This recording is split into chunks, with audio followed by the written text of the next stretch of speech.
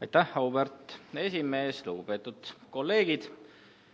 Mul on kahju, et need volikogu liikmete sõnavõtud on nihutatud istungi lõppu, sest ka täna on juhtunud niimoodi, et me oleme rääkinud paljudest kahtlemata olulistest asjadest, aga kõige olulisemast, sellest, mis kõigi volinike ja ka linnavalitsuse liikmete meeli erutab, saame me rääkida alles nüüd istungi lõpus.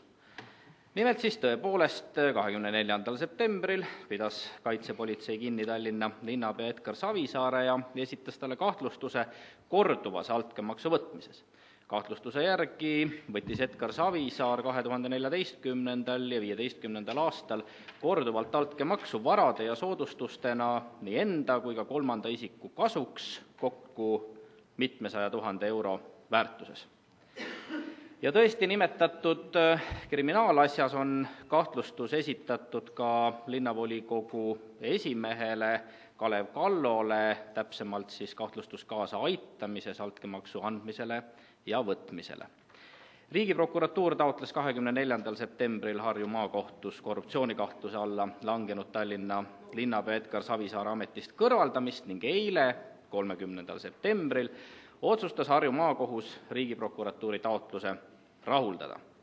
Edgar Savisaare ametist kõrvaldamist põhjendas prokuratuur seisukohaga, et kuriteo episoodides, milles linnapead kahtlustatakse, on tunnistajateks linnavalitsuse ametnikud, kes saavad otse või vahendatuna linnapealt korraldusi.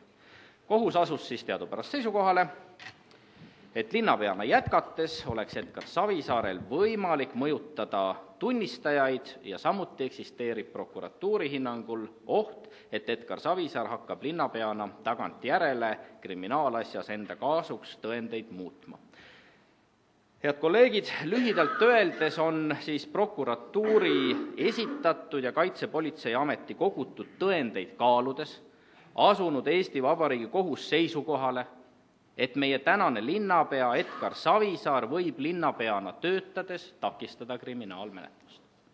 Ma austan süütuse presumptsiooni põhimõtet ja ma tunnen siiralt ka linnapeale tema kehva tervise pärast kaasa.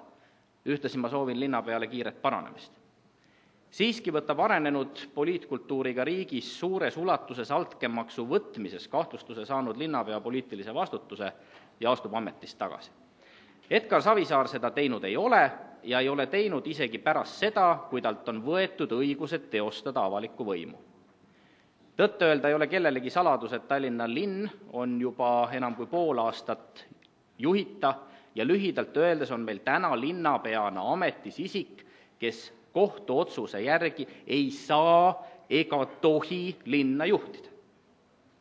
Ometi väidavad nii linnapea advokaadid kui ka abilinnapea härra Aas, et tegelikult juhib vaatamata kohtuotsusele linna ikkagi Edgar Savisaar.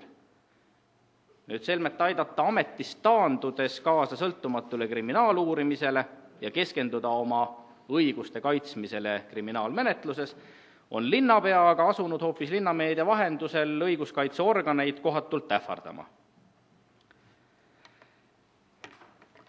Tallinna linnakodanike huvides on, et Tallinnal oleks linnapea, kes saaks täie tähelepanu ja energiaga keskenduda linnajuhtimisele. Mistõttu ma pean õigeks, et linnavalitsus, aga ennekõike linnavolikogu ei ignoreeriks tekkinud olukorda ja et just linnavolikogu kasutades oma õigust rakendada demokraatliku kontrolli mehhanismi, vabastaks usalduse kaotanud Edgar Savisaare ametist ja valiks linnale uue täieõigusliku linnapea. Tõtt-öelda ideaaljuhul võikski minu arvates Eesti õiguskorras antud situatsiooni reguleerida nii, et kohus esitab volikogule ettepaneku vabastada linnapea ametist ja kui linnavolikogu seda ei tee, siis sekkub ise. Niimoodi oleks mehhanism demokraatlik. Aga tänasel päeval loodan ma siiralt, et õige pea jõuab siia saali teade linnapea tagasiastumisavaldusest või jõuab siia saali umbusaldusavaldus Tallinna linnapeale ja ma loodan siiralt, et selle umbusaldusavaldusega ühineb ka piisav hulk Tallinnast hoolivaid keskfraktsiooni saadikuid, sest oleme ausad, tänases oluliselt muutunud poliitilises olukorras ei ole kellelgi keelatud targemaks saada ja oma seniseid seisukohti muuta. Aitäh!